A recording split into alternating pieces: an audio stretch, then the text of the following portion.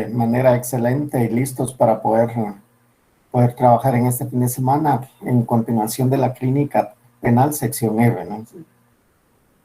Antes de continuar con la actividad que tenemos del día de hoy, quisiera saber si me escuchan bien. Buenos días, Liz. Sí, lo escuchamos bien. De acuerdo, muchas gracias. Desde hace 8 días yo les había platicado que el día de hoy el tema que tocaríamos es en relación a la teoría del delito. Es algo así puntual en relación a la teoría del delito, porque es lo que necesito que ustedes, aunque ya lo saben, lo refresquen un poco para cuando lleguemos a los casos prácticos que tenemos que realizar directamente con el proceso, ¿no? Entonces, como les digo, pues el día de hoy el tema es la teoría del delito. ¿Quién de ustedes, de los que están conectados, me puede decir qué entiende en relación a la teoría del delito? ¿Qué es la teoría del delito?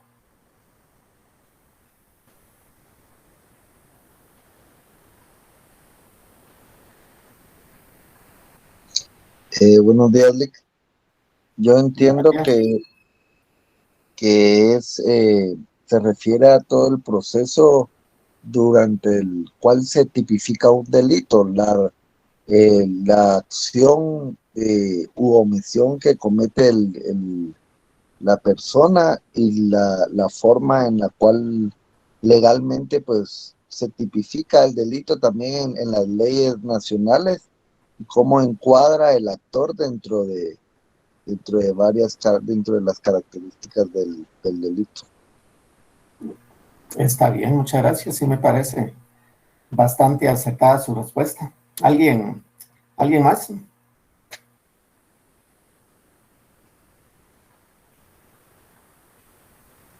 ¿Qué entendemos en relación a la teoría del delito? Que si gustan ustedes, ¿qué entendemos en relación a ello?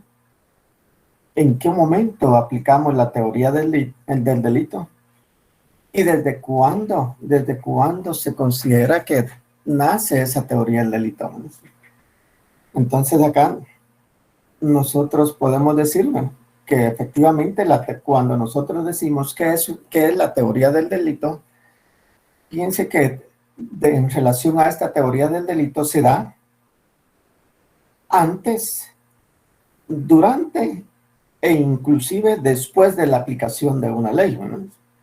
¿Por qué se dice de que la teoría del delito es aquel estudio, aquel análisis que se da antes de la creación de una ley, durante la creación de esa ley y posteriormente a estar ya vigente esa misma ley, ¿no? ¿Por qué? Les explico. ¿Y por qué cada uno de ellos? ¿No? ¿Por qué? Porque cuando se elabora una ley, cuando se elabora un proyecto de reforma de ley, dentro de esa elaboración de ley o de ese proyecto de reforma de ley, hay un estudio en relación a los tipos penales que ellos consideran necesarios crearlos, modificarlos o de alguna manera, ¿de qué forma van ellos a dejar plasmados cada uno de los estudios que tienen? Porque cuando se hace un proyecto de ley, se presenta el proyecto de ley, junto al proyecto de ley tienen una justificación de esa razón de ser del proyecto de ley, y allí aparentemente dentro de cada uno de los postulados de ese proyecto se tendrá que explicar por qué razón es necesario crear una norma, por qué es necesario crear un tipo penal, por qué, si se refiere a una reforma, a una modificación de ese tipo penal o de ese delito que estén tratando, cuál es el motivo de esa modificación o de esa reforma para ese tipo penal. Desde ahí ya viene un estudio, un análisis en relación a ese proyecto, ¿no? ¿Cuándo cuando se está discutiendo en el organismo legislativo ese proyecto de ley, llámese nuevo o para reformar, está sujeto también a discusiones, ¿no? Está sujeto a discusiones, y después de la discusión y el procedimiento para la creación de esa norma, entonces ya viene la publicación y posteriormente la vigencia, y después de la vigencia ya viene la aplicación en casos concretos de esas normas, ¿no? Por eso se dice que cuando nosotros preguntamos qué es la teoría del delito, es aquel estudio, es aquel análisis que se hace durante la creación de una norma jurídica con el objeto. ¿Cuál es el objeto de la creación de una norma jurídica o de una reforma o modificación a esa norma jurídica? Es siempre buscando la protección de esos bienes jurídicos que para el Estado son más importantes dentro de la sociedad, ¿no? Entonces, ahí es donde, por eso es que nosotros decimos, ¿no?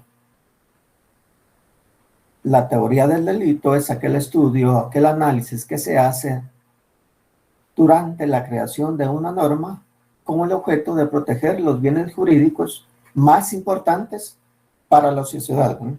Porque eso es, entre comillas, lo que se hace con cada una de las normas, ¿no? Sea una norma ordinaria, sea una norma especial, pero lo que se hace es eso, ¿no? Buscar la protección por parte del Estado de esos bienes jurídicos que los legisladores consideran más relevantes para la sociedad, ¿no? ¿Estamos ahí con eso o tienen alguna duda o comentario?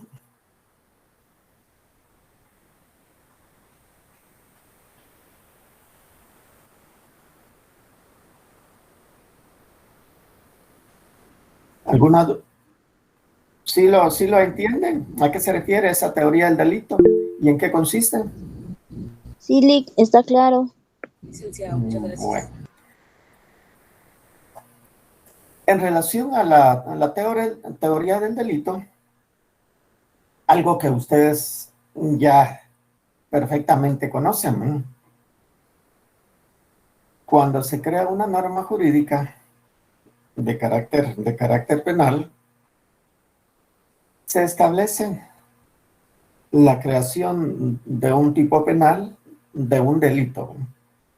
Pero si nosotros miramos, si ustedes pueden observar la pantalla, ahí aparecen todos los elementos de lo que se entiende como delito, ¿no? Pero debemos de entender que cuando nosotros nos referimos a un tipo penal, a lo que es un delito es siempre tener presentes, ¿no? Siempre tener presentes que cuando se define el delito, ustedes se ubican posiblemente con muchas personas que definen el delito y lo dan a entender algunas personas de distinta forma, pero llegando siempre a cada uno de sus elementos. El primer elemento positivo del delito, decimos nosotros, es aquella acción u omisión, ¿no? Porque el tipo penal o un delito se puede consumar no solamente con una acción, sino también con una acción dejada de realizar, ¿no? Por eso nosotros decimos que ese primer elemento del delito es aquella acción o omisión de una persona, ¿no? De una persona que de manera externa, ¿no? Porque eso es lo que sanciona la norma, la acción o omisión de una persona humana que de forma externa manifiesta su intención de la realización de un hecho delictivo, ¿no? Eso como primer elemento del delito, ¿no? ¿Cuál es el segundo elemento del delito de forma positiva? Es aquella acción o omisión de esa persona, cual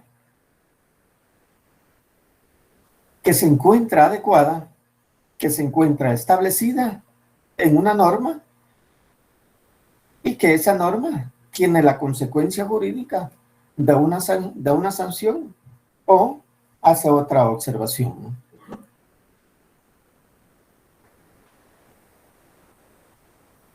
¿Quién me dice la definición o lo que entiende en relación cuando decimos la acción o omisión de una persona humana típica? ¿A qué se refiere típico? Cuando decimos que una acción o omisión es típica de la persona, ¿a qué se refiere?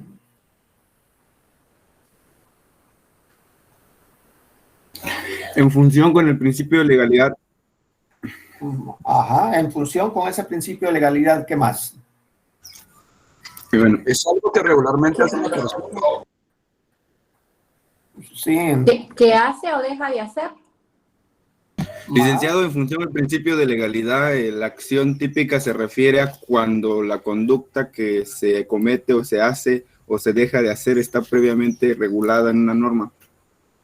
Exacto. Regulada en el Código Penal, en este caso como delito, taxativamente. Ajá, pero también tomen ustedes en cuenta que no solamente el Código Penal tiene acciones que están establecidas o señaladas como delito, ¿no? El Código Penal es la norma ordinaria, ¿no? Pero hay normas especiales que también tienen establecidas acciones o menciones de personas que en un momento determinado pueden constituir un delito, ¿no? Entonces vamos ahí, ¿no? Primero, la acción o omisión, decíamos, de una persona que de forma externa manifiesta una acción que está establecida en una norma como delito antes de la realización de esa acción, ¿no? A lo que mencionaba hace un momento el compañero, ¿no?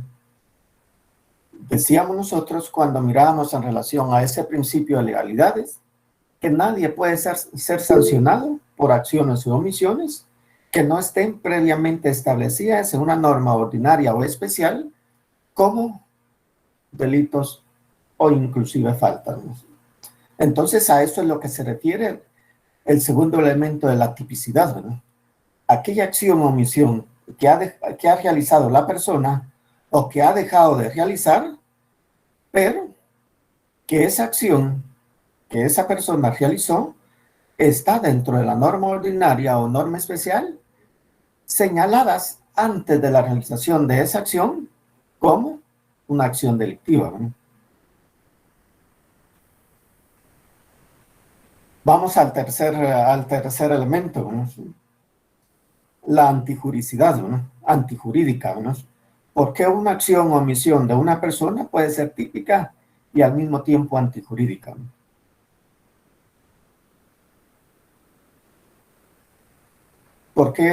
¿A qué nos referimos cuando hablamos? Por no existir causas de justificación que justifiquen lo realizado. Sí. Antijurídica, algo que está contra la ley. Es contrario.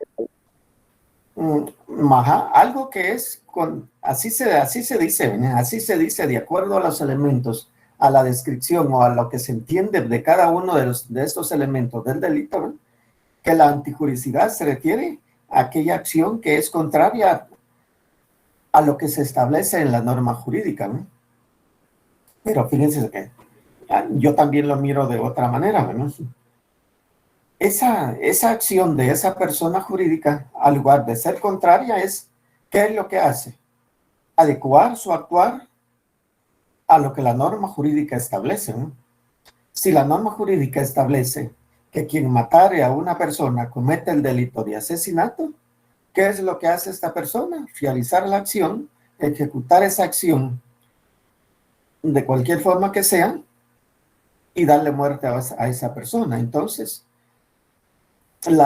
sí se viene entendiendo, desde ya hace rato se viene tratando de entender de que ese tercer elemento de la antijuricidad se refiere a aquella acción que es contraria a lo que establece la norma jurídica, pero yo lo miro de esta manera en el sentido de que más que ser contraria a lo que establece la norma jurídica, lo que hace la persona con ese tercer elemento en relación al delito es adecuar esa acción a lo que la norma establece. Sabía de la prohibición de esa norma, de que quien diere muerte a una persona podría cometer o puede cometer el delito de homicidio, ¿no? O si vamos a elementos más fuertes dentro de la muerte de una persona, aquí acción que realiza la persona de manera preparada, de manera premeditada, para darle muerte a una persona, que ya no va a ser posiblemente homicidio, ¿no? Va a ser el delito de asesinato. Entonces, entendiendo la antijuricidad como aquella acción de aquella persona humana que aún sabiendo de la provisión de la norma jurídica, realiza la acción, ¿no? Realiza la acción. Como tercer elemento de lo que se entiende como delito, ¿no? También nosotros decimos y nosotros miramos dentro de muchos textos que hay en relación a lo que se refiere a la teoría del delito, ¿no? Hay algunos que también dicen, ¿no?, de que el delito es aquella acción o omisión típica y que en un momento determinado, aún existiendo esa acción, aún existiendo esa omisión, que es típica, a pesar de ser típica, puede ser en un momento determinado no antijurídica, ¿no? No antijurídica. ¿Y a qué se refiere cuando se encuentra uno ese elemento de que la persona realizó la acción, la persona dejó de realizar esa acción, y a pesar de que hizo o dejó de hacer y está encuadrado o señalado dentro de una norma, es antijurídica o no es antijurídica, ¿no? Entonces, ¿a qué se refiere eso, ¿no? Licenciado, buenos días. ¿Será el derecho de defensa? Sí, dígame. En defensa propia. Ajá. Pero, ¿cómo entendemos nosotros eso? ¿Qué más? Las causas de que justifican el hecho. Ajá. ¿Cómo se encuentran señaladas dentro del Código Penal? Ahí sí el Código Penal, ¿verdad? Porque la teoría general del delito, prácticamente nosotros podemos decir, solamente la encontramos en el Código Penal, ¿no? Porque leyes ordinarias, leyes especiales están sujetas a esa norma ordinaria que es el Código Penal, ¿no? ¿Cómo se encuentran señaladas dentro del Código Penal? Cuando nosotros decimos eso, ¿no? Existió una acción, esa acción era típica, pero no fue antijurídica, ¿no? O no es antijurídica, ¿no? ¿Cómo la señala el Código Penal, ¿no? En el artículo 25, licenciado, donde establece el miedo invencible, la fuerza exterior, el error, la obediencia debida y la omisión justificada. Ajá. Sí, a los que me han mencionado en relación a algunas causas que eximen de responsabilidad penal, yo les entiendo, pero lo que pasa es lo siguiente, ¿no? Si ustedes se van al título 3, donde principia el artículo 23 del Código Penal, ¿cómo tiene señalados de título ese? Valga la redundancia a este título 3, ¿no? Responsabilidad penal. ¿Qué manda?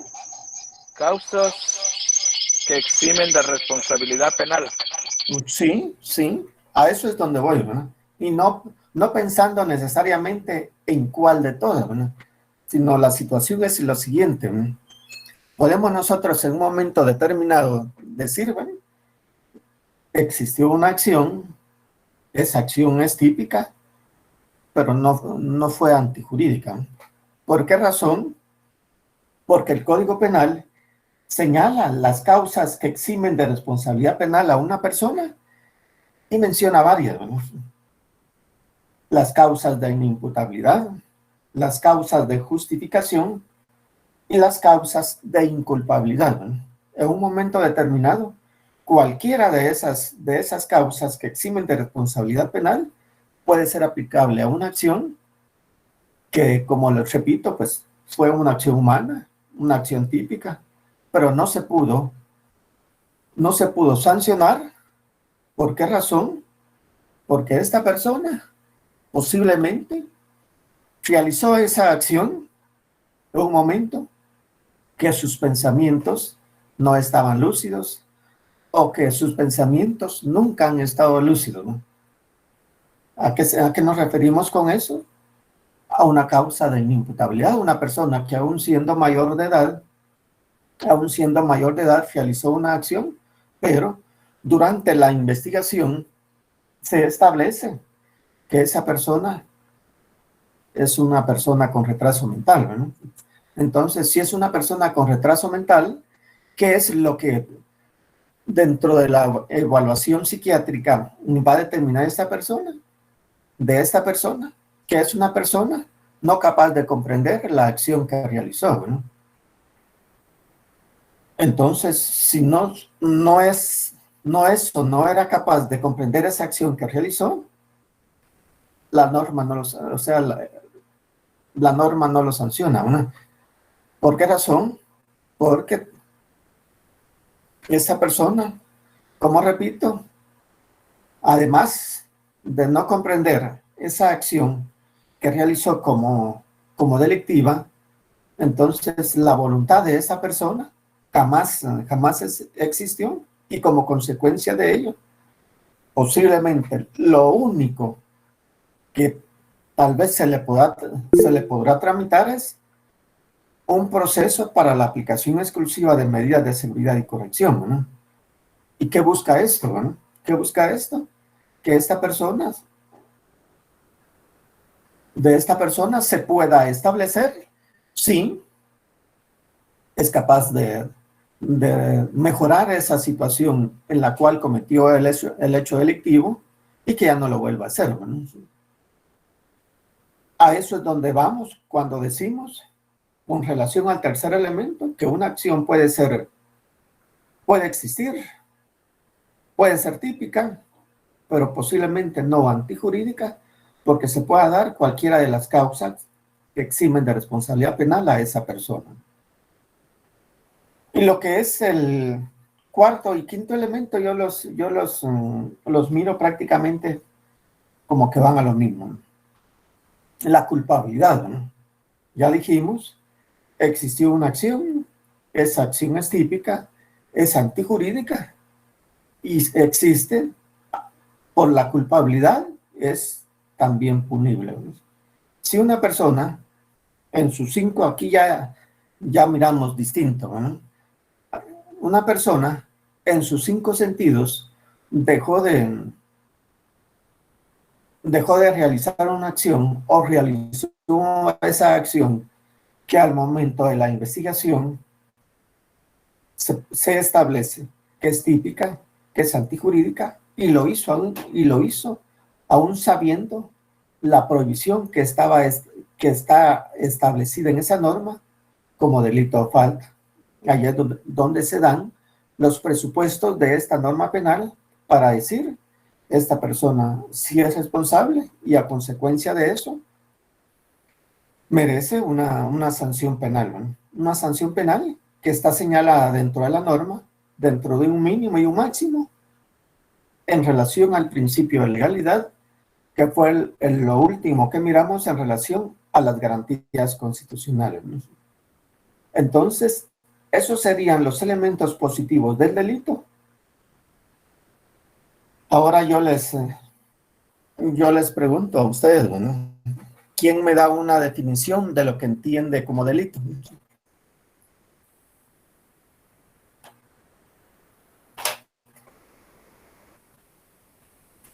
¿Quién de todos?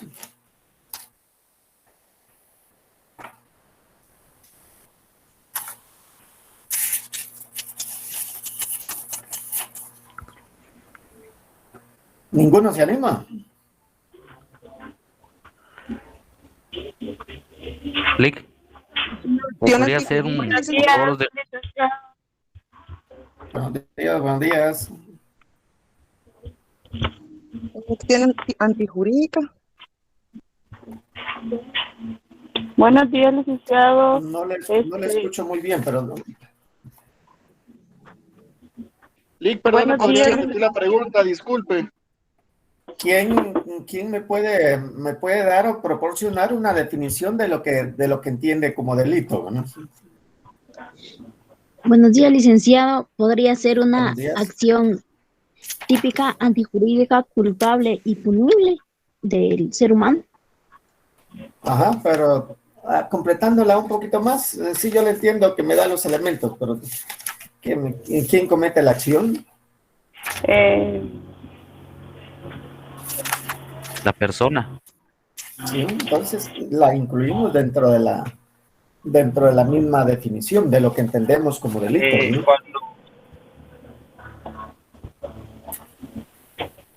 Licenciado, perdone, buenos días. ¿Podría ser una acción que atenta contra la naturaleza del ser humano y que se encuentra encuadrada o tipificada dentro de nuestro Código Penal, por lo cual pues tiene una punibilidad? Sí puede ser, sí puede ser. Lo único que debemos de acostumbrarnos es a que los elementos positivos de lo que se entiende como delito, de igual manera tendrían que ir dentro de esa definición de lo que entendemos nosotros como delito, ¿no? ¿Qué más? Licenciado, es una acción de la persona humana típica porque se encuentra establecido en una norma ordinaria y antijurídica. Por lo tanto, lo hace responsable de una culpabilidad. De acuerdo, muchas gracias. El licenciado es un comportamiento humano como que es típica, antijurídico y que es punible. Ajá. Bueno. Sí, con gusto.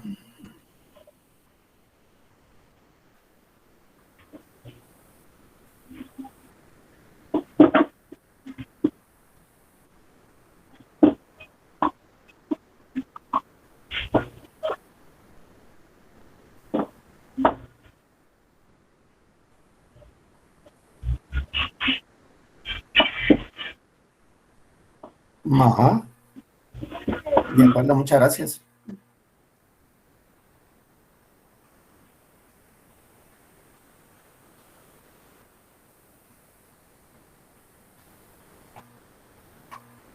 ¿Nadie más? Sí, yo lo tengo como que es una acción o omisión que realiza una persona que se considera típica, antijurídica, punible y que se considera que existe culpabilidad.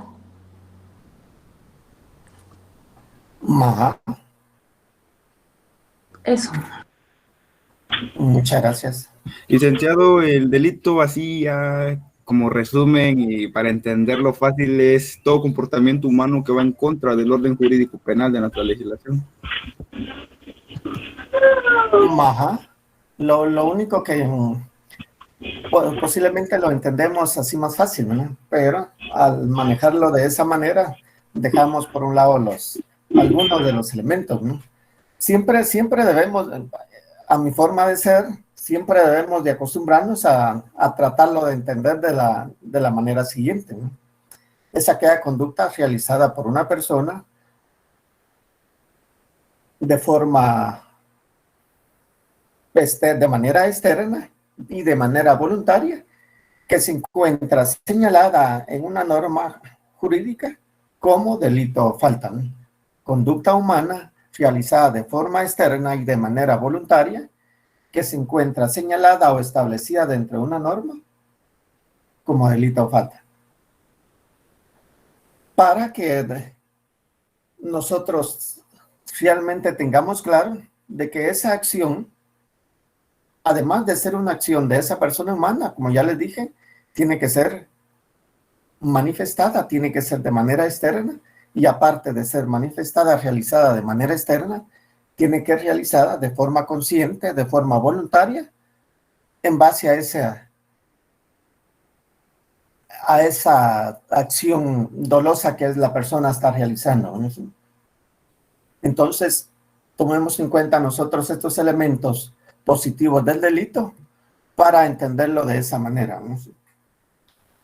Y ahora miremos acá, ¿no? Licky, ¿por qué se le agrega persona humana si la persona ya es humana, verdad?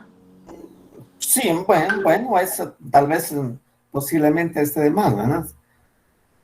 Posiblemente esté de mal, ¿verdad? Ahí sigue. Si lo agrega o no, pues ya con simplemente entender la acción u omisión de esa de una persona, pues ya estaría perfecta, ¿no? Posiblemente lo otro está de mal, ¿no? Lick, tal vez podría ser porque podría ser una persona individual o jurídica. Eso estaba pensando ahorita, cabal. Lo que sucede también, lo que sucede acá es que, miren, miramos normas, el artículo 38 del Código Penal establece en relación a la responsabilidad de las personas jurídicas, ¿no? Pero yo siempre he sido del criterio, ¿dónde está la participación de las personas jurídicas?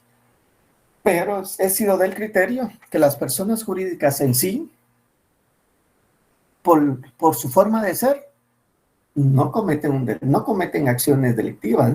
Quienes la cometen y se pueden sancionar son sus representantes que actúan en representación de esas personas jurídicas, porque la persona jurídica como tal no lo hace, ¿no? ¿Quién lo hace? Sus representantes de esa persona jurídica, ¿no? Por lo que mencionaba la compañera, pero también podíamos entenderlo de esa manera, ¿no? La acción individual de la persona y la acción por medio de una persona jurídica, pero como les digo, yo entiendo que las personas jurídicas en sí, como repito, no cometen acciones. Quienes las cometen, ¿quiénes son? Sus personas que las representan, ¿no? Miremos ahora acá, ¿no?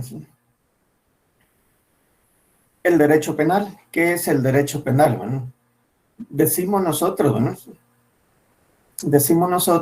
que el derecho penal lo integra o lo constituyen todas aquellas normas jurídicas, ordinarias o especiales, que contienen acciones u omisiones que los legisladores han considerado como delitos y que como consecuencia jurídica tienen la imposición de penas o medidas de seguridad. Mírenlo ustedes. ¿Cómo aparece esta definición, ¿no? Derecho penal, ¿no? Lo constituye o lo integran todas aquellas normas jurídicas ordinarias o especiales que contienen acciones u omisiones que los legisladores han considerado como delitos y que como consecuencia jurídica tienen la imposición de penas o medidas de seguridad, ¿no?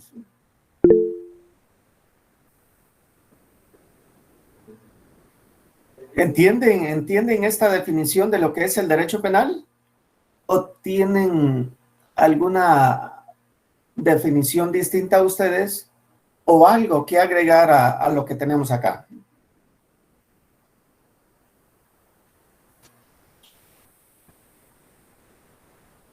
¿Qué dicen? Está bien así. No le agregaría nada más. ¿Sí la entienden? Aquí lo importante es que la entiendan, ¿no?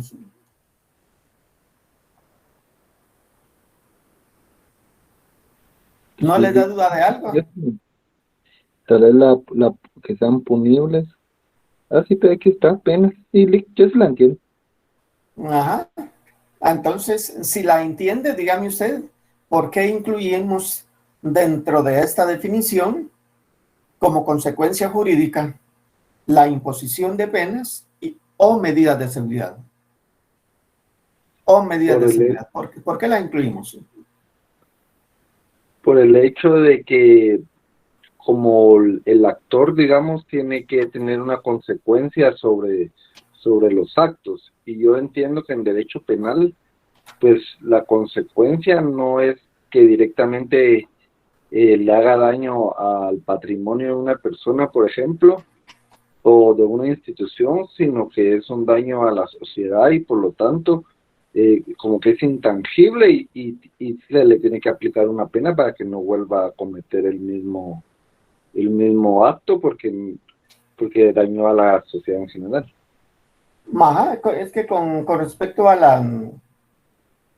la imposición de penas, yo pienso que no hay problema, ¿no? Pero entienden por qué agregamos las medidas de seguridad dentro de la definición del derecho penal. Lic, se trata de las personas que son inimputables. ¿Me puede explicar más en relación a eso? Es decir, lo que usted estaba diciendo de que del artículo 23, ¿verdad? Las personas que cometen delito pero que no están conscientes de lo que están haciendo, ¿verdad? Sí, tal vez se refiere a prevenir que no le hagan daño o que se siga haciendo más daño o que la intención del actor pues era, digamos, en una tentativa de homicidio. Una medida de seguridad podría ser que se mantenga alejado 300 metros de la persona, que lo que pretende la medida de seguridad es evitar que se le haga daño a la otra persona, o una prisión preventiva, por ejemplo, en los casos de corrupción, que lo que se pretende es que no desaparezcan documentos o algo por el estilo. Ajá, aunque esto último que acaba de mencionar usted es distinto, ¿no? Es distinto a eso, ¿no? ¿Hay alguien más?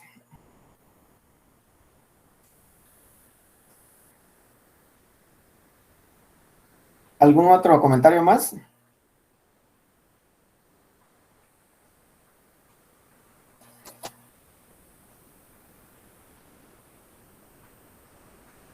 Incluimos dentro de la definición del derecho penal, junto a la aplicación, junto a la consecuencia jurídica de la imposición de una pena o penas, las medidas de seguridad, porque como lo mencionaba alguien, ¿verdad? Si durante la investigación se llega a establecer que esta persona, como decíamos, realizó la acción, pero que esa acción no fue voluntaria, porque lo hizo de manera inconsciente en su forma de actuar por el momento en que se encontraba, al momento de la realización de un hecho delictivo, ahí es donde es posible la aplicación de una medida de seguridad y corrección, ¿no? Aquí nosotros aplicamos los procedimientos que se señalan dentro del artículo 84 al 96-97 del Código Penal, y si aún después de la aplicación de una medida de seguridad y corrección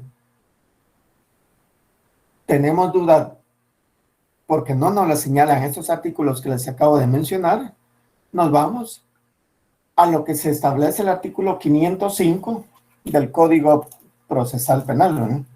En la práctica se miran muchos juicios exclusivamente para la aplicación de medidas de seguridad y corrección de la persona, porque como no lo pueden procesar normalmente como a una persona con todas sus capacidades mentales correctas,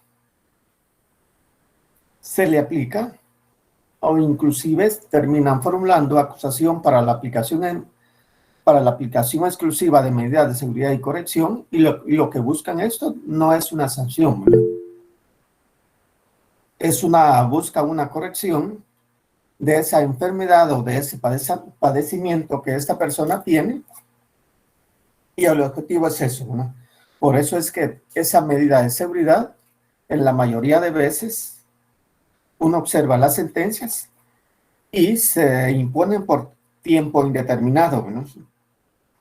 Porque va a depender de la evolución médica de esta persona para poder decir, es necesario que esta medida continúe o ya se hace aconsejable que esa medida cese por el objetivo que fue creada, ¿no? Entonces, por eso es que se incluye dentro de lo que es el derecho penal, ¿no?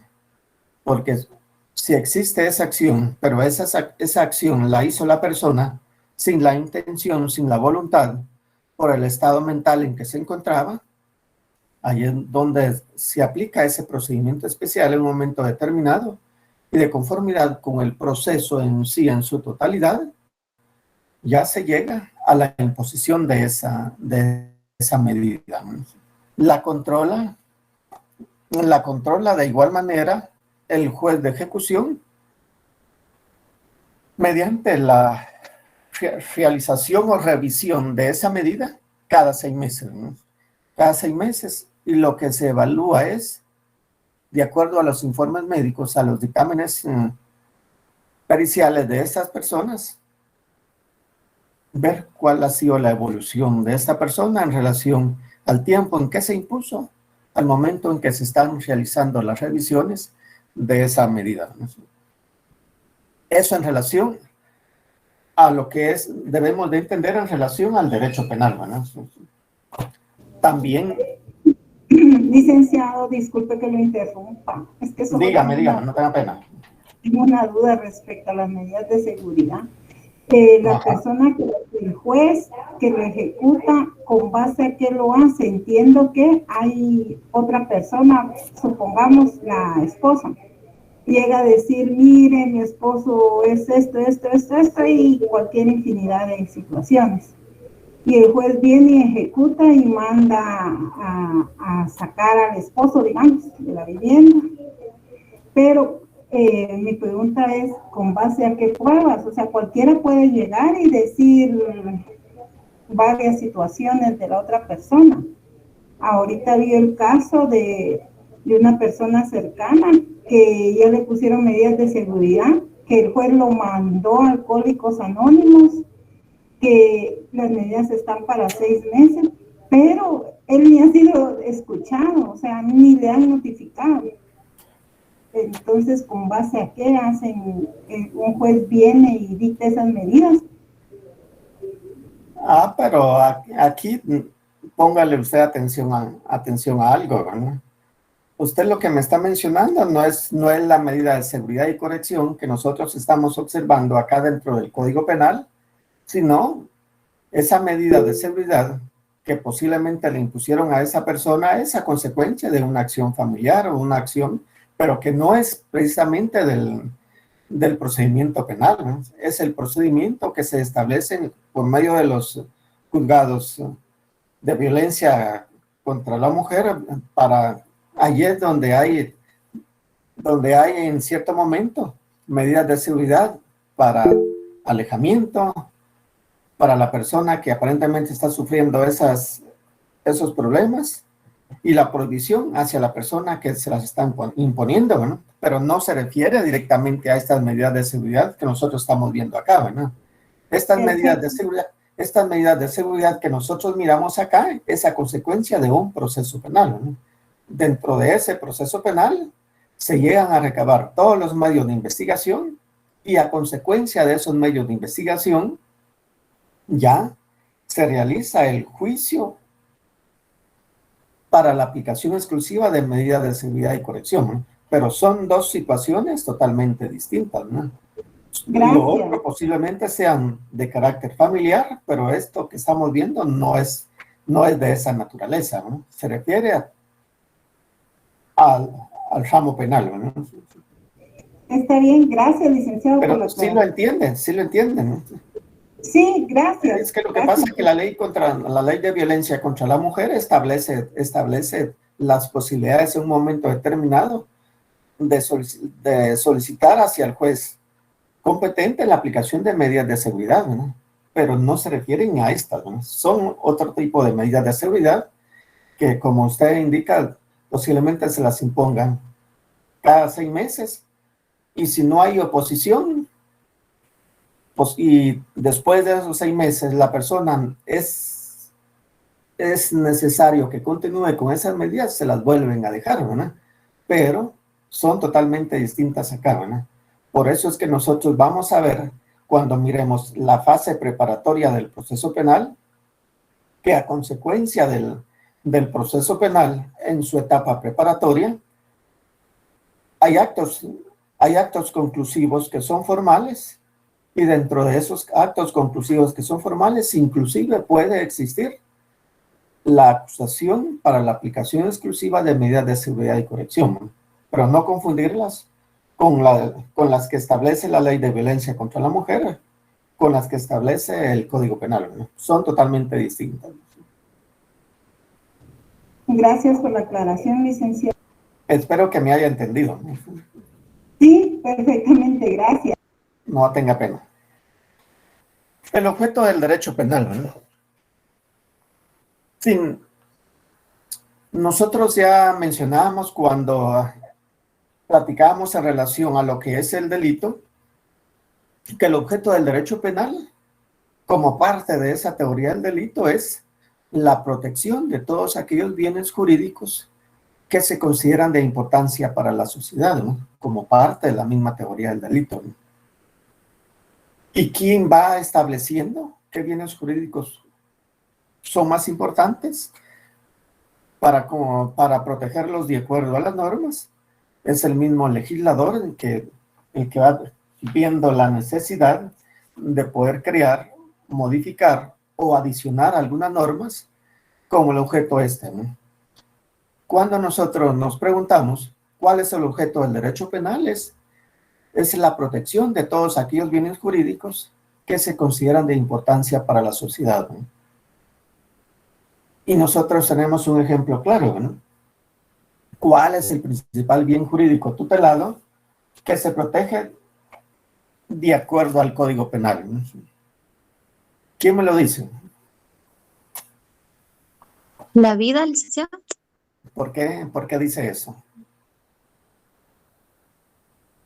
Porque el Estado protege la vida según la Constitución. Deme los fundamentos.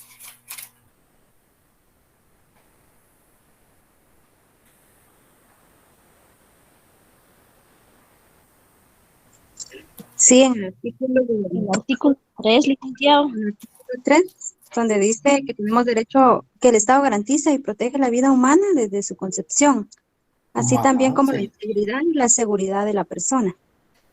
Exacto, sí. El principal bien jurídico tutelado que el Estado protege es la vida, ¿no? Es la vida. Miremos nosotros el artículo 1 y el artículo 2 de la Constitución. Ahí establece cuál es el fin del Estado, ¿no? Y aparte de eso, si nos vamos al Código Penal, los delitos contra la vida y la integridad de la persona, donde se establece el delito de homicidio, el delito de asesinato, es el principal bien jurídico que se protege, es la vida, ¿no? Y así nosotros podíamos ir mirando. Licenciado. ¿Cuáles son los? Sí, dígame. Licenciado, disculpe la ignorancia, una pregunta, o mejor dicho, tengo una duda con la definición que usted da. Dice, objeto del derecho penal, es la protección de todos aquellos bienes jurídicos. Licenciado, con todo respeto, y perdone la ignorancia, ¿no será aquellos derechos tutelares jurídicos, no bienes jurídicos? Pregunto, Lick, disculpe. ¿Por qué le agregaría a usted bienes tutelares jurídicos? No, yo le quitaría bienes, solo diría aquellos derechos tutelares jurídicos. No. Es lo que pasa es que la palabra bienes me confunde. Bueno, tal vez le confunden en el sentido de que se refieren a como que fuera posesión de persona determinada, ¿no? Pero si nosotros... Sí, por eso quizás, ajá. Por eso si digo, nosotros nos ubicamos en relación a las teorías, lo definen o lo dan a conocer de cierta manera. Bienes jurídicos tutelados, bienes jurídicos protegidos, pero se refiere, posiblemente usted tenga la confusión en relación a lo que se puede entender como bienes, ¿no? Porque pareciera que deja por un lado, Sí, es probable, por eso le que deja preguntaba, por Ali, un para lado aclarar. la persona Ajá. misma como tal y se va directamente a los bienes de esa persona, ¿no? Pero, Exacto. pero Sí, como le porque digo, sí. hay distintas acepciones, distintas definiciones para poderlos entender, ¿no? Pero sí debemos de entender que dentro, que le omitamos o no esto, el principal bien jurídico tutelado que protege el Estado, y no solamente el Estado de Guatemala, es la persona, ¿no? La persona. Después de la persona ya vienen, si queremos nosotros llamarle, sus bienes protegidos, sus bienes tutelados, como tal, ¿no? No dice que le quitaría bien. Entonces puso otro. Es que bien es más parecido a mi vida. ¿Cómo? ¿Cuánto le puso? Entonces, como les digo, nosotros vamos a encontrar bienes jurídicos tutelados, bienes jurídicos protegidos, y los vamos a encontrar posiblemente de distinta manera, pero debemos de entender que adicional a la protección de la vida como principal bien jurídico, está todo lo demás, ¿no? Si nosotros analizáramos cuáles son los bienes jurídicos que se protegen de acuerdo a una norma ordinaria, una norma especial, vamos a encontrar nosotros infinidad de bienes. Y así como se los estoy diciendo, ¿no? Miren ustedes el material que se les hizo llegar en relación a la teoría del delito, lo van a encontrar de esa manera. Ustedes buscan cualquier otro libro que se relacione a la teoría del delito, lo van a definir de esa manera, e inclusive, ya sean nacionales o extranjeros, lo van a hacer llamar de esa forma. Solo nosotros debemos de entenderlo y debemos de saber que no solamente el derecho penal protege bienes, ¿no? Protege la vida, la seguridad de las personas dentro del mismo Estado de Derecho, ¿no?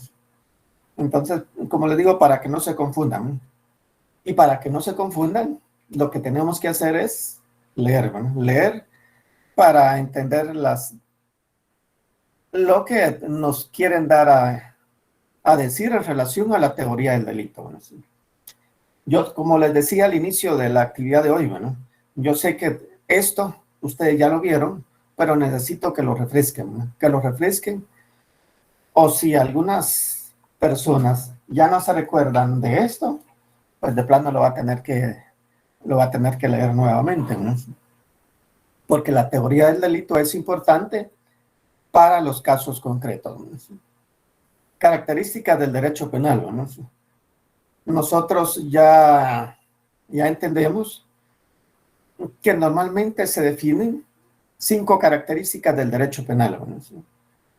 Es una ciencia cultural, es normativo, es valorativo, es finalista, es público, ¿no? Esas son las características del derecho penal. ¿Por qué es una ciencia? Es una ciencia cultural. ¿Por qué es normativo? ¿Por qué es valorativo? Finalista y público. Yo quisiera entender de que cada una de estas características ustedes ya lo manejan, ¿no? Porque nosotros decimos que el derecho penal es una ciencia. ¿Por qué nosotros decimos que el derecho penal es una ciencia, ¿no?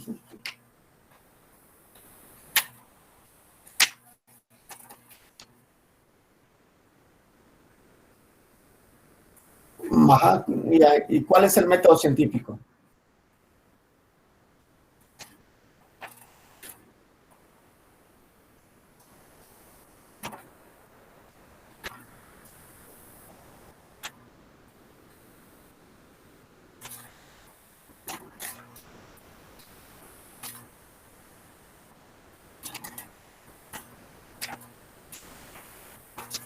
Ujú. Y si lo miramos como una ciencia, sin agregarle lo que es cultural, si lo miramos al derecho penal como una ciencia, ¿qué entendemos en relación a eso? Porque tiene que tener pruebas, o sea, hechos comprobados. Ajá. ¿Qué más?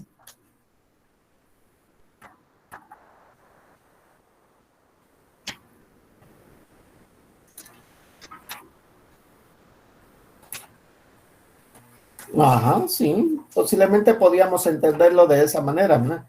Pero fíjense, no sé si hay alguien más que quiera comentar, pero también hay algo más que se entiende en relación a esa característica primera. ¿Por qué el derecho penal es una ciencia, no? ¿Hay alguien más que quiera comentarlo?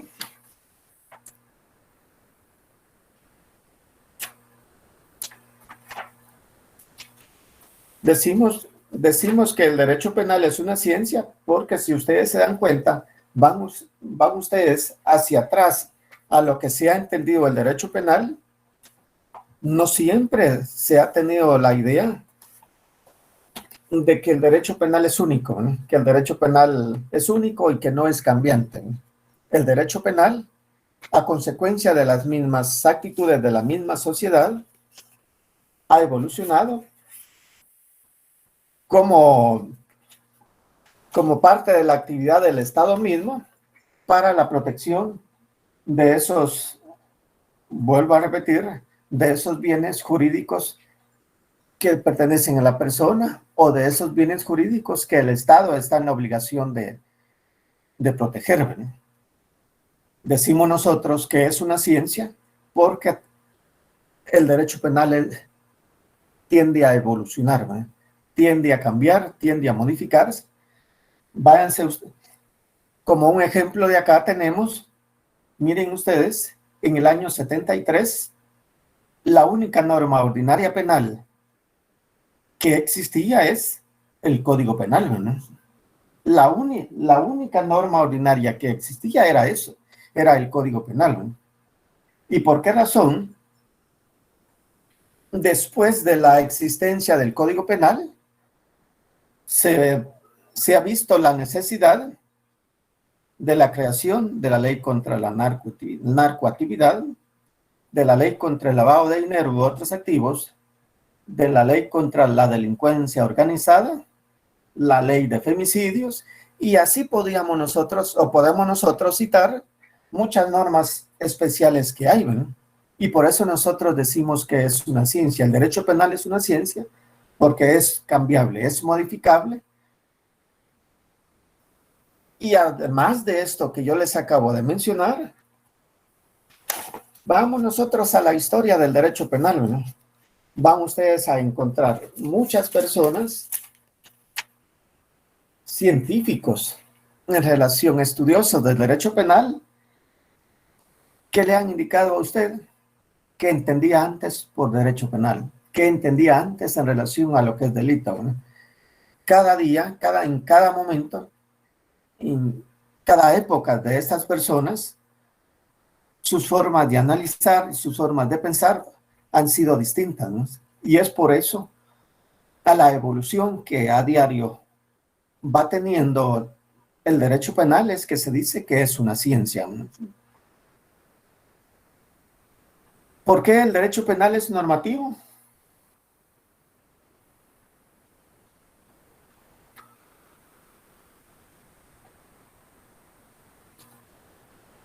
¿Por qué nosotros decimos que el derecho penal es una ciencia?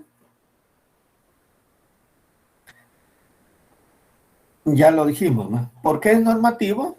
Porque nos damos cuenta que el derecho penal no puede existir solamente en la mente, en la idea de la persona, ¿no? El derecho penal, en base a ese principio de legalidad, decíamos, para que se pueda sancionar es necesario que esa prohibición dentro de esa norma ordinaria o especial esté creada antes de la realización de esa acción, ¿no? Y por eso nosotros decimos que es normativo, porque se encuentra señalada en una norma como provisión para esa persona. Es valorativo porque, de acuerdo a la importancia de cada norma, se le da su importancia y de acuerdo a esa protección de ese bien jurídico, entonces de esa manera se va a establecer la sanción hacia la persona dentro de un mínimo y un máximo a consecuencia de esa acción. Es finalista porque ¿cuál es su fin? Busca una finalidad, ¿no? Y esa finalidad es la protección de los intereses de las personas que integran ese Estado, ¿no? Y es público porque es de aplicación general, ¿no? Aquí las normas penales no están creadas para personas determinadas, sino para la población en general que integran ese Estado. Esas son las características de lo que debemos de entender en relación a las características del derecho penal, ¿no? Licenciado, ¿qué dijo en relación a ciencia? Disculpe. Ajá, decíamos que la característica de que el derecho penal es una ciencia, debemos de entenderla en el sentido de que el derecho penal es cambiante, es modificable de acuerdo a la época y las mismas necesidades de la protección de esos bienes jurídicos. Por eso decíamos que es una ciencia, a la evolución que tiene el mismo derecho penal dentro de un estado determinado. ¿Lo comprendemos? ¿Alguna duda o comentario en relación a las características?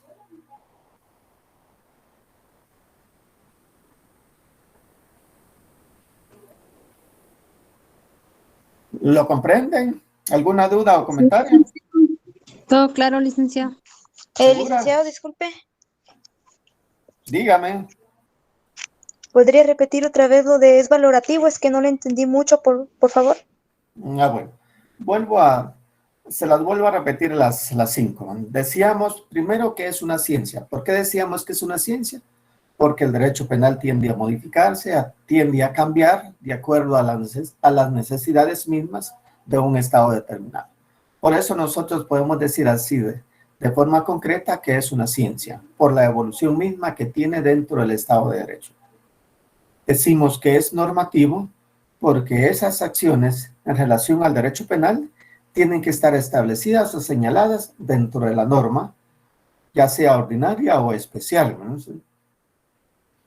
Decimos que es valorativo porque esa protección a esos bienes jurídicos, de acuerdo a la importancia misma de esos bienes jurídicos, de acuerdo a eso va a ser la sanción que esa norma ordinaria o especial va a señalar para esa acción como pena mínima o la pena máxima de acuerdo a lo que considere del estudio y análisis el mismo legislador, ¿no? Por eso nosotros decimos que es valorativo en relación a la importancia que tiene de los bienes jurídicos. Es finalista, decíamos, porque ¿qué busca el derecho penal? De acuerdo a su misma creación es la protección de la persona dentro de un estado de derecho. La protección, además de la persona, de sus bienes jurídicos, que como tal está el Estado obligado a protegerlos.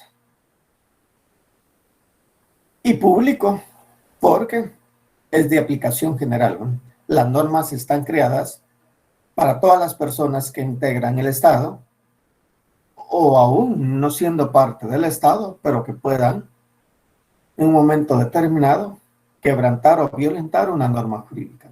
Por eso nosotros decimos que es público, ¿no?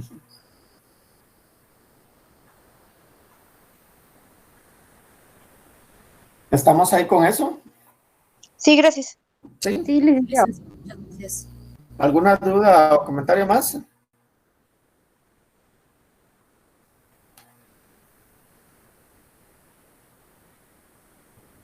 Tenemos acá lo que debemos de entender o lo que es una norma jurídica. ¿Qué es una norma jurídica? Ya lo hemos mencionado, son aquellas creadas por el legislador después de su análisis y sus estudios, que contiene un supuesto de hecho y una consecuencia jurídica, ¿no?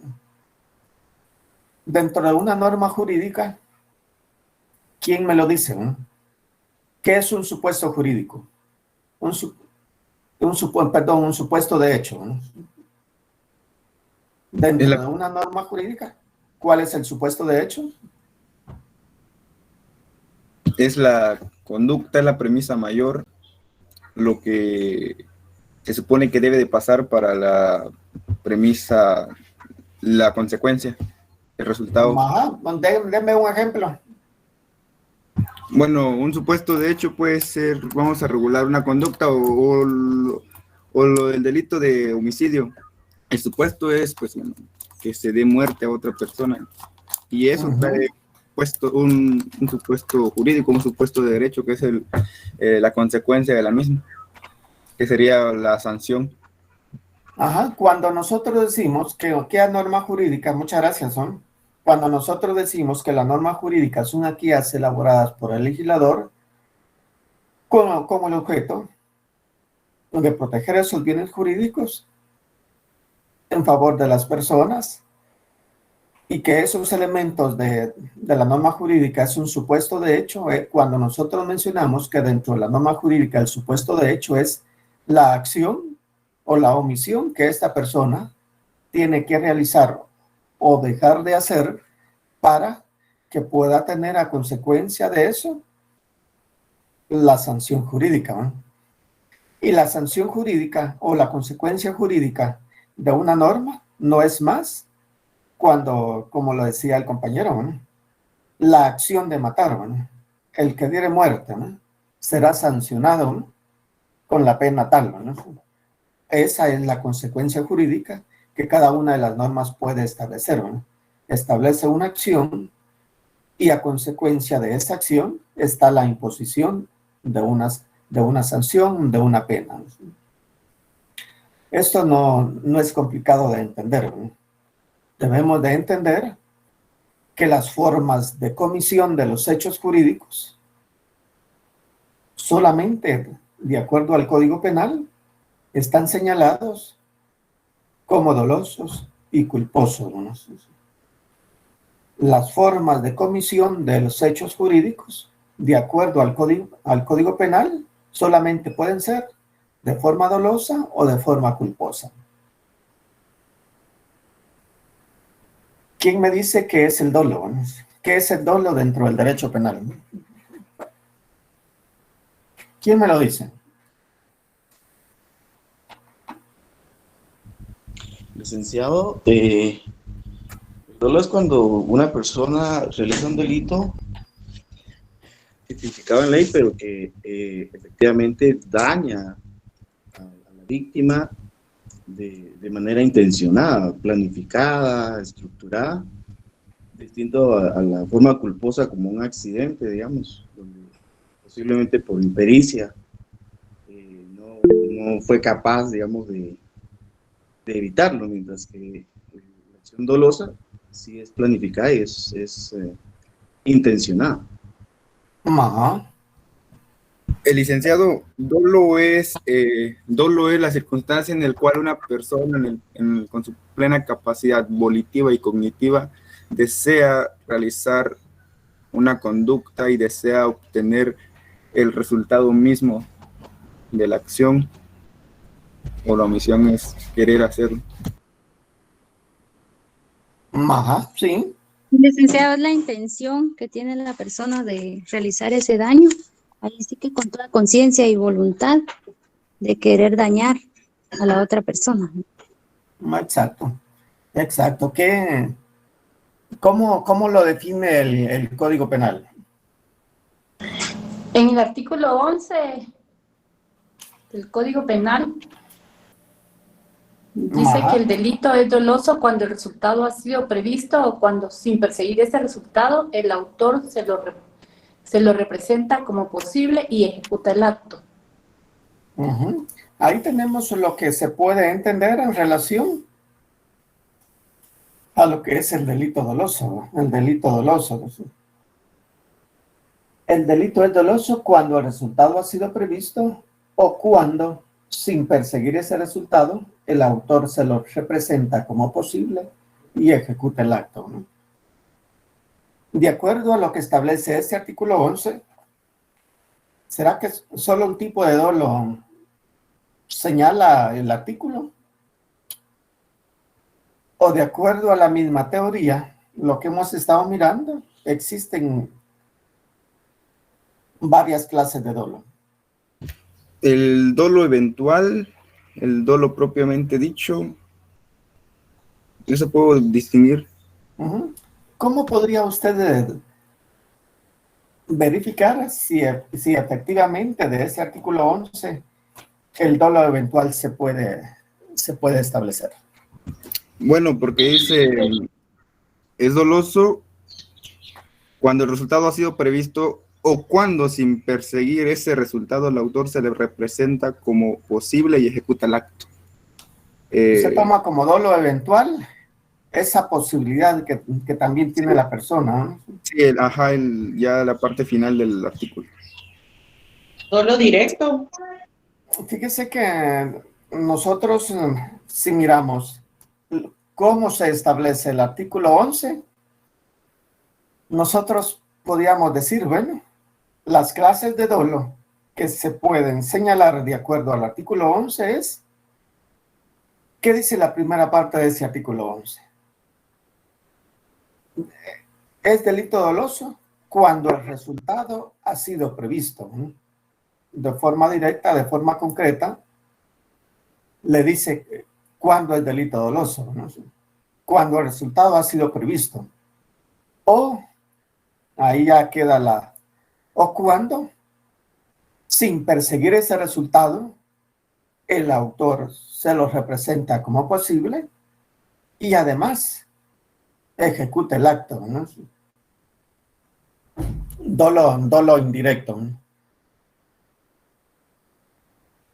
De acuerdo a la misma teoría, se debe de entender que de acuerdo a ese artículo 11, tiene establecidos dolo directo y el dolo indirecto, ¿no?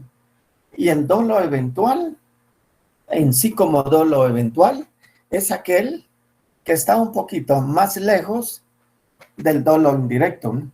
Y que es eventual porque en muy pocas posibilidades se puede realizar, mientras que el dolo indirecto existe más la posibilidad de poderse efectuar, ¿no? Porque si nosotros nos vamos a un caso práctico, yo les podría decir, ¿no? ¿Cuál es la intención? ¿Cuál es la intención de un grupo organizado que planifica y organiza entrar a robar a un banco? ¿Cuál es la intención de esas personas? De acuerdo a su planificación es sustraer la plata, llevarse el dinero de ese banco o joyas, lo que pueda representar valores, ¿no? Pero, ¿qué es lo que se plantean dentro de la posibilidad para poder sustraer ese dinero o esas joyas o lo que haya de valor? ¿Qué tienen que hacer con el seguridad o con las personas que estén de seguridad dentro de esa institución bancaria, ¿no? Si para matar, si para robar, en ese lugar podemos o debemos de matar, igual ejecutan la acción, ¿no? Y eso es lo que la norma señala como dolo indirecto, ¿no?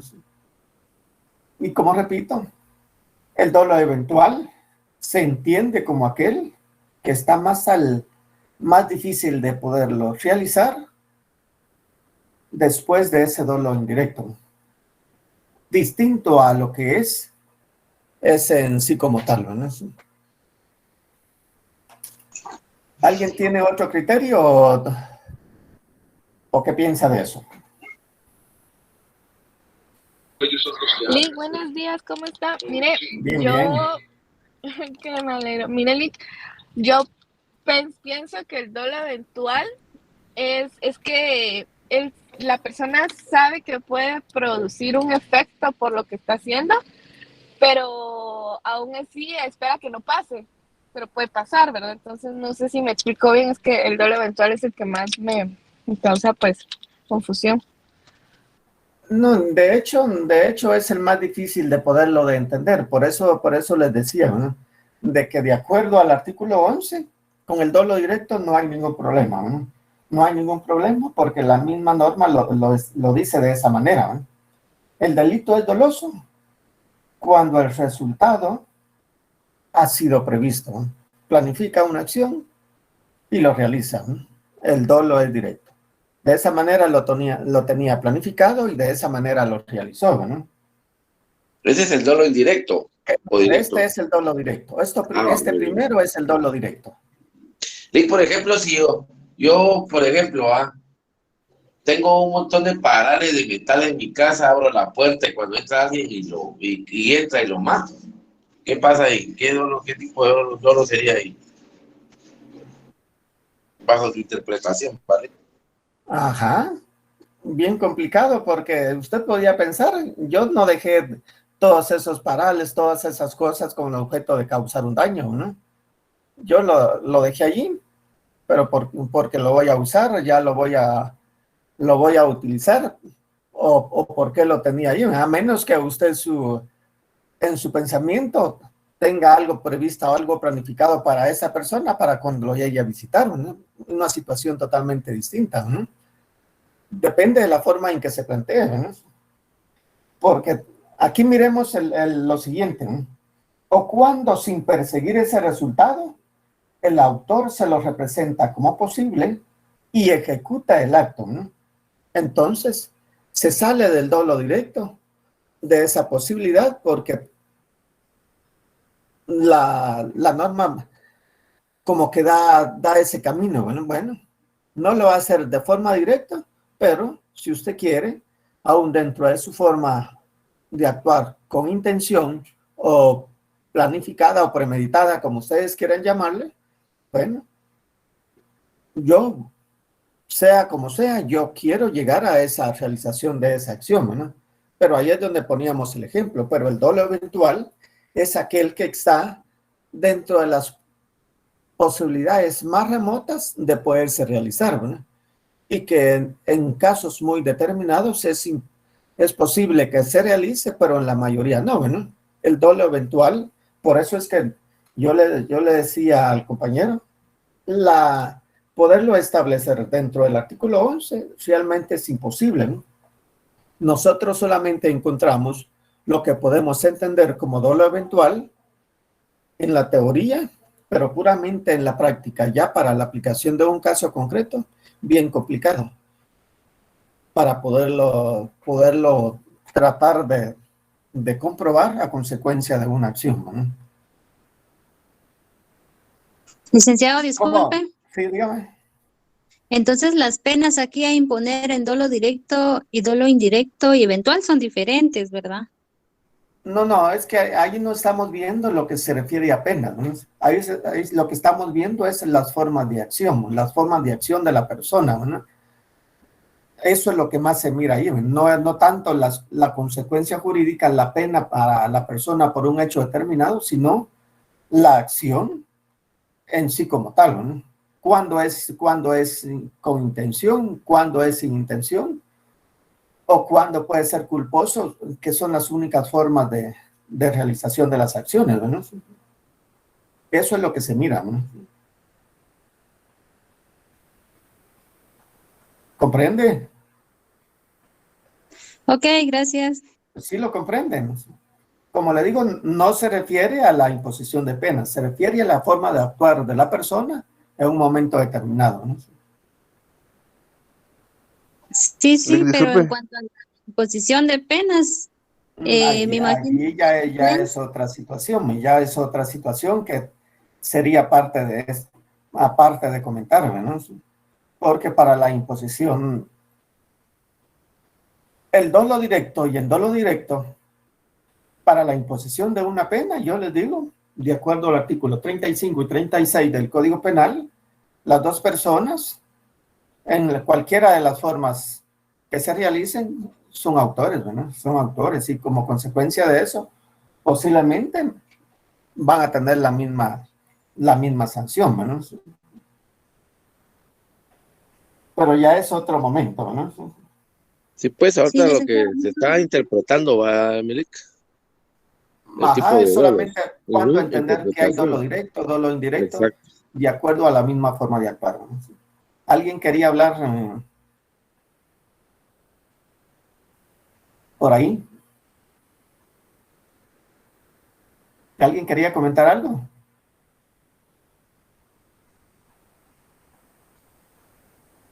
Bueno, las formas de consumación del delito, ¿eh? De acuerdo al mismo Código Penal, las formas de consumación de los delitos solamente son de dos maneras, ¿no? Entendido, cuando se realiza una acción de forma completa, como un delito consumado, y cuando esa acción se queda ahí, no en su totalidad, como en grado de tentativa o un grado imperfecto de la realización del delito, como lo establece la norma, ¿no? Por eso es que el artículo 13 dice, ¿no? El delito es consumado cuando concurren todos los elementos de su tipificación, ¿no? ¿Cuáles son las formas de consumación del delito, de los delitos? En grado consumado o en grado de tentativa. Entendido en el grado de consumación cuando se dan todos los requisitos o presupuestos de la norma para la realización de ese tipo penal, ¿no? Y cuando es en un grado imperfecto de la realización de ese delito, cuando no se deja de realizar por causas ajenas a la voluntad de la persona que está realizando la acción, ¿no? Eso no tiene problema, ¿no? ¿O tienen algún comentario?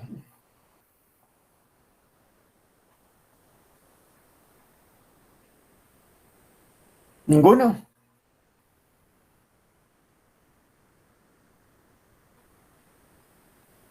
Disculpe, licenciado, ¿qué artículo dijo? 13 y 14 para lo que acabamos de señalar. 13 para lo que es el delito consumado y 14 para en grado de tentativa o un grado imperfecto de la ejecución de la acción, ¿no? Gracias. Miremos lo siguiente, ¿no? Ya mencionábamos cuando una acción puede ser típica y al mismo tiempo no antijurídica, decíamos, ¿no? Las causas que eximen de responsabilidad penal a una persona, ¿no? ¿Cuáles son esas causas? Causas de inimputabilidad, causas de justificación y las causas de inculpabilidad, ¿no? Estas causas que eximen de responsabilidad penal a las personas, yo necesito que ustedes las lean. Las lean, pero más que leerlas, analizarlas, ¿no? Analizarlas en el sentido de que las causas de inimputabilidad solamente se establecen dos situaciones, ¿no? Son inimputables el menor de edad y la persona que al momento de la acción no tiene la capacidad para realizar esa acción, ¿no? Y me puedan ustedes el otro fin de semana tal vez responder la inimputabilidad que establece el Código Penal para los menores, ¿cómo se entiende, ¿no? ¿Cómo se entiende esa inimputabilidad, ¿no? Las causas de justificación, esas causas en sí como tal de justificación, ¿en qué momento determinado del proceso penal lo podemos argumentar para que se pueda aplicar, ¿no? Y de igual manera, las causas de inculpabilidad, ¿no? Para principiar con eso el otro fin de semana, solo para ver qué es lo que ustedes han analizado o interpretado de acuerdo a cada una de esas causas. Y luego continuamos ya con lo que va a ser el proceso penal, ¿no? Lick, una pregunta, ¿usted nos va compartir estas diapositivas. Sí, si las consideran que les pueden servir, sí. Despuésito las, Sí, muchas gracias. las podemos Para compartir, llevar ¿verdad? orden. Para Para que llevar al orden, menos muchas les va a servir sirviendo de guía a ustedes para ir estudiando o buscando los puntos para ampliarlos más, ¿no? Gracias, Lick. Bueno, entonces estamos ahí. Necesito que para el otro fin de semana me analicen esas causas que eximen de responsabilidad penal a las personas, ¿no? Con eso principiamos y el otro fin de semana. Hoy lo vamos a dejar acá, ¿no? Lo vamos a dejar acá y les... no sé cómo están con la entrega de sus trabajos, pero está todo el día de hoy para que me lo puedan hacer llegar al correo que les envié, ¿no? O se les hizo saber, ¿no? Nosotros, grupo número 1, se lo entregamos el día de ayer, en la noche, bueno. para ver si usted nos puede contestar para ver si le llegó, Lick, por favor. Para ver Muchas si gracias. llegó, ¿no? Sí. Ajá, Más, muchas bueno, gracias. voy a revisar Sí, hoy puedo por la responder. tarde o mañana para ver cuáles han llegado para responderle recibido, ¿no? No, muchas gracias, Lick. Siempre no se les vaya a olvidar que el coordinador es responsable de guardar físicamente cada uno de los trabajos, ¿no? Por favor. Entonces lo dejamos acá el día de hoy. Muchas gracias y perdonen porque principiamos un poquito tarde, pero es por la plataforma que estamos tratando de... Interesante la clase, Lick, muy interesante, muy amable. Pase excelente fin de semana. Igualmente. Gracias, Lick. Feliz día. Buen fin de Excelente semana. noche. Adiós. Feliz día, Lick. Muchas gracias. Día. Buen día. Feliz día. Se cuidan.